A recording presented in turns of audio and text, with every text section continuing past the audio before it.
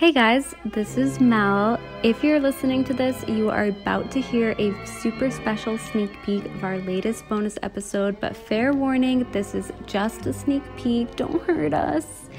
It's totally optional to subscribe, but if you're interested, you can check out our Patreon by searching Significant Lovers Patreon online. Hope you enjoy.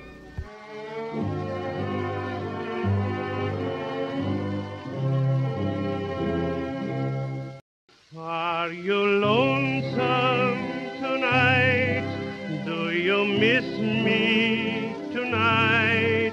Are you sorry we drifted apart? Does your memory stray? Today we are returning to that old bastard Eddie Fisher, continuing the saga with him and Elizabeth Taylor. I gotta say, doing this research, like the Debbie Fisher, Eddie, oh my god, Debbie Reynolds, I know. Remember I said Burt Reynolds? Yeah. Debbie Reynolds, Eddie Fisher, Elizabeth Taylor, Richard Burton, all this whole saga, to me, it's so exciting. To me, this feels like one of the epitome Significant Lovers. Like, I feel like these people were meant to be covered on Significant Lovers. Like, I'm just getting so into it. Do they have, like, any documentaries about this whole thing? Probably. Yeah, it's so fascinating and also so glamorous, and I'm just loving it, so thank you to whoever recommended it. I just feel like, wow, this was meant for our podcast. Oh, yeah. And last night we were at dinner, we were talking a lot about Elizabeth Taylor, because my parents kind of remember some stuff about this, and we were talking about her for so long, and then I went to the bathroom and her picture was in there. That's so spooky. Wow. She's like, I know you're talking about me. I know. That's crazy. And we want to let you know, so this summer we're going to go on a little break just for vacation. Yep, just for the summer break, basically. And we're going to be pausing our Patreon in June and in July. But don't worry about it. You don't need to do anything. You will not be charged for those 2 months.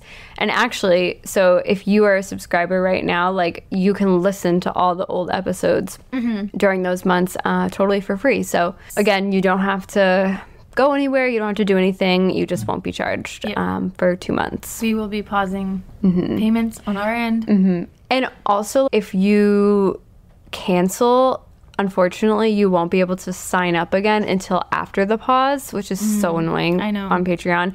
Like, so we can't, like, gain any new patrons in that time. So it's best to just not do anything. That way, if you want to listen to an old episode, like, you can during that time. Good point, Mel. Very good point. And if you know anybody who's on the fence about joining, tell them. You know, if you sign up, like, right before our break, they'll get all of the episodes all summer for only $5. So. Yep. Hope that makes sense. But yeah, so should we get into it? The couple. So we left off in our last episode, and Debbie Reynolds and Eddie Fisher were married. Yes. 2 babies at home.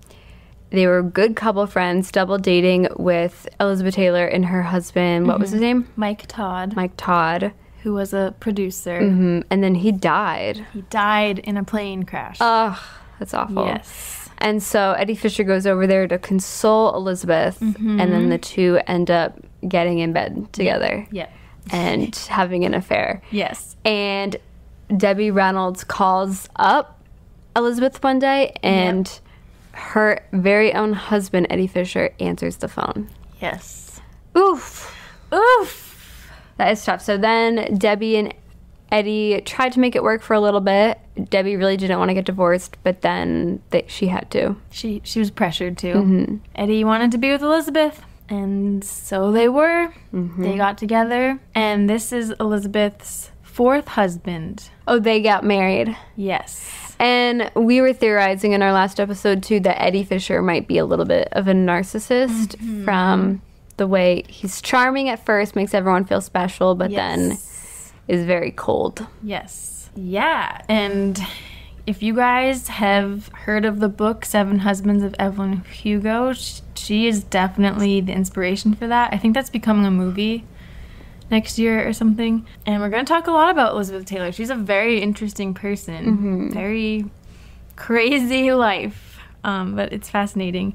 And if I had to describe this couple in 3 words, I was pacing around my apartment thinking about it. I'm like, what would I say? I would say Eddie and Elizabeth were sensual, impulsive, and precarious.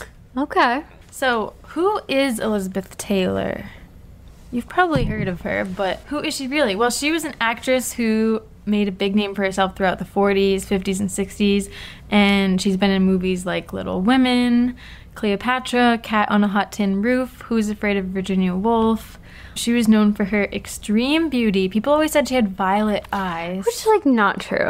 Well, they're basically just blue. Yeah. In some lighting, maybe they were purple, but they look blue. She was very glamorous, and she's known for her really dramatic love life in all of her marriages. Because, famously had 8 marriages, 7 husbands. One of them married twice. Some of you probably already know who, but won't get to that yet. She is kind of crazy. It reminds me of like Henry VIII, just thinking about like each one, of what happened between them and all their names. How many marriages do you think is like too many marriages to be like, okay, like... That's definitely too many. Yeah.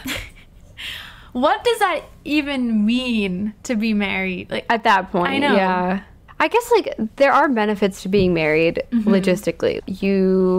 If you're in the ICU, your husband or wife or spouse can make decisions for you and visit you. You can share health insurance. But when you're that much of a celebrity, practical things don't matter as much. I mean, the ICU maybe, but still. It just seems a little ridiculous.